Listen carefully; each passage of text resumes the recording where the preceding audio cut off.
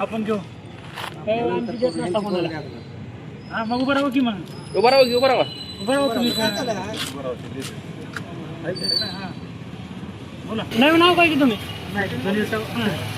काही करायचं नाही का?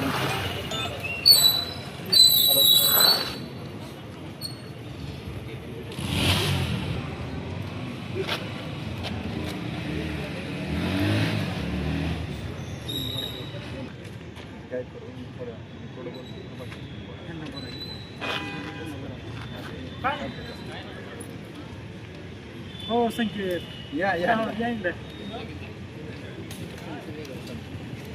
ते हायकोर्टाचा निर्णय मागचा डॉक्टरांना काय सांगाल, काय निवेदन दिले, काय मागणी? आपण आज जिल्हाधिकारी साहेब आणि सिव्हिल सर्जन आणि जिल्हा आरोग्य अधिकारी यांना निवेदन दिलं आहे.